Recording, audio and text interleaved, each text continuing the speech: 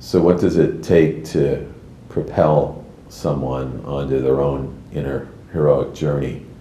And what causes them to step out of their ordinary day-to-day life to do that?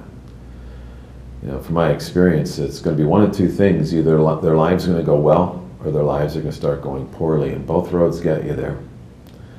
You know, so on the one hand, when my life is going well and I'm doing all the things I was taught to do to achieve all the things I was taught to achieve, when I still don't feel right with myself, I start to doubt, you know, the path to success. And then the other obvious one is when the things that I think I'm supposed to be doing don't work, and I experience failures or demise.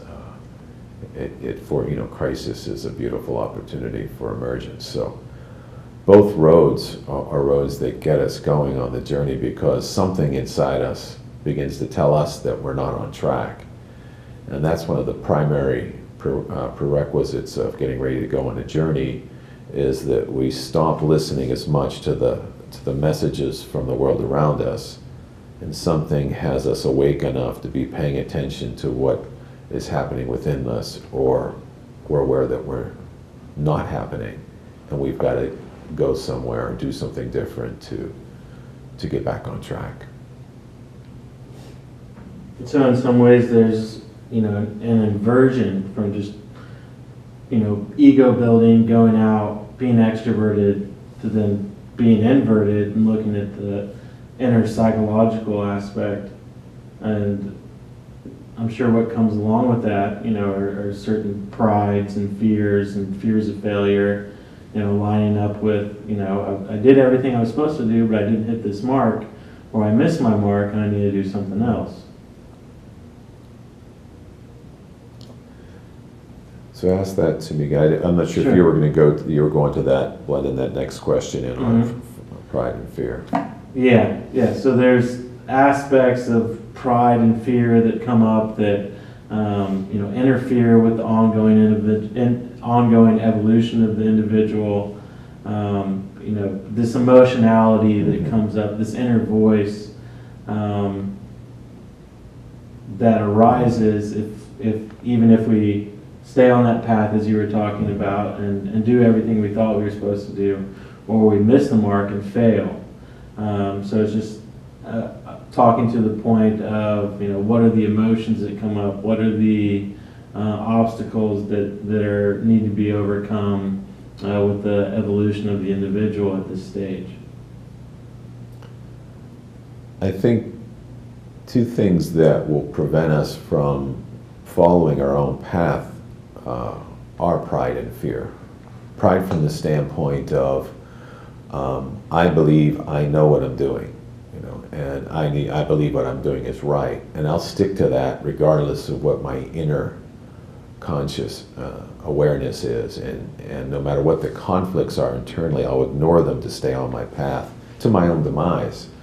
And certainly fear of looking inward is what prevents all of us from going where we haven't gone before, because we're all afraid on some level of what we're going to find.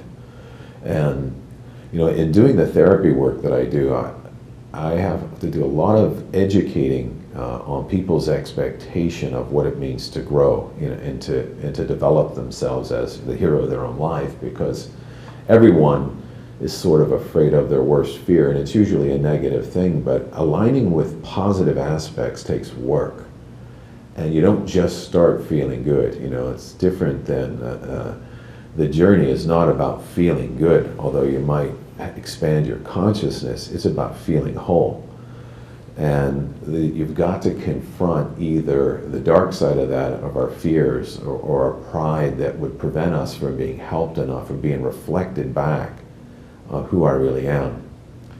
And you know, I learned a great deal from my baseball coach. You know, I played baseball, competitive ball, for a long time.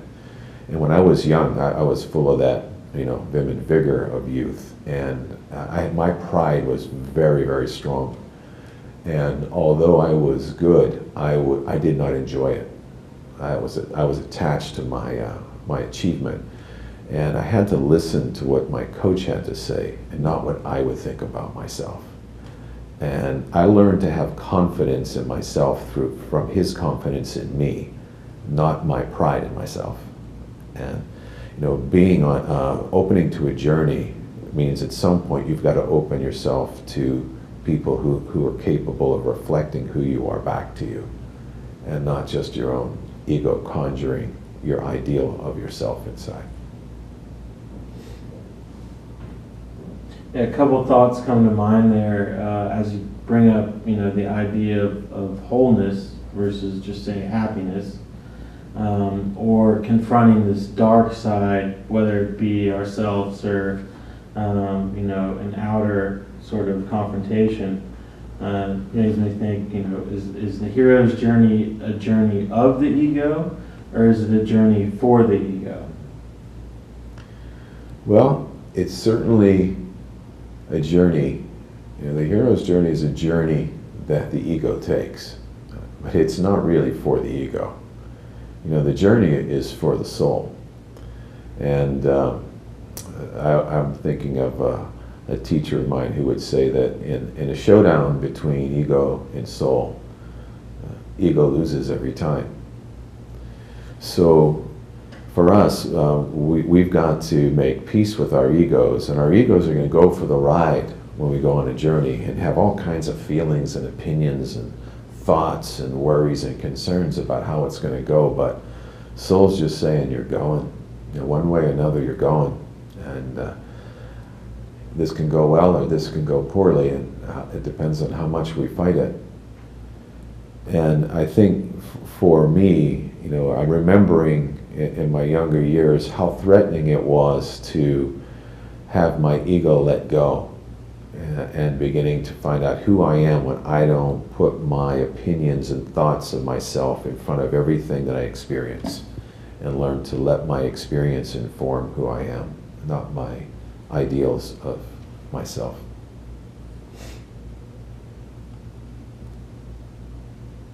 So along this path, is there anything more you'd like to say about the hero of the journey, the hero archetype, and maybe even particularly its relation to the ego? Well, the hero archetype in my mind is something that's dying. The old archetype is the hero of the superhero, the superhuman. And it's interesting to watch all of the popular movies currently of how much we're engaging superheroes again these days. And I think we're going to have a flurry of this until it dies out. And we realize that really the function of the hero is not to be today to be superhuman, but to be more and more human. And to be more and more human, we need other people. And our ability to relate to the otherness of the world and to configure ourselves as one among the many and live in our proper place and doing the thing that anybody could do, not a super person, but anyone could do, but I do in my particular way as part of an ensemble, is the heroic movement. I think Bob Walters and I talked about this a couple years back around the ensemble hero. That really has stayed with me, that we've got to today be part of something that's larger than us in an orchestration. And as you can see in the world today, that there is no one leader that's going to save us anymore. It's got to be a collective of people. And our job is to find our own distinct, unique place among them and just simply play our part. I think that makes a lot of sense and aligns nicely with the way the Hero's Journey Foundation goes about things. Because you're not just doing a lot of individual one-on-one, it's collective, it's within even, a small mirror society. Anything you'd like to say about that in closing? Yeah, in our work, when we enact the ritual of the journey, it's the individual who's called to it, but they're called into a community of people, each going their own way. But even within that, the primary element and the primary challenge for each of the individuals is the small group that they're in, because they they have to learn that their journey's not for them. It's for the people around them. And that's crucial that we get that whatever I'm doing that's calling me to take my place in the world, I'm doing that as a contribution to life, not as a way to achieve an ego fulfillment. And when we're working in collaboration in these small packs, or what we call ally groups, it's the willingness to be side by side no matter what we have to go through, and how the whole becomes greater than the sum of its parts. And it needs everybody to show up for the whole to become greater than the sum of its parts. And if everyone is carrying their own individual torch and agenda, 1 and 1 and 1 only becomes 3. It doesn't become 10. But once they all experience the way the mystery moves through the small group, and the pack starts to all at once together rise, one person will do anything for that pack. And that's why war is such a powerful bonding source for men. Well, to a certain extent, it seems to me personally that you're drawing back on, mystery cults. You bring up war, and I start to think of the certain lodges, and it is that ritual space, that we've had previously, historically in our culture, but we've lost, in modern time. One of the rituals that we'll reenact is aggression in our journeys, and we'll work with repressed hostilities, rage, outrage, men who bind themselves to their anger. The women do that in their own way, separately, in a different way. But we would really bring one man up against the rest of a group and really work with their bodies and really contain them and meet them, so that we can exchange with one another, so that you can feel what it feels like with your whole body to express something. And in this kind of work, what I love about it is, no matter what you say about this modern world that we're in, we basically have 3 kinds of resources to contain people and help people be well. We have people, we have medications, and we have institutions.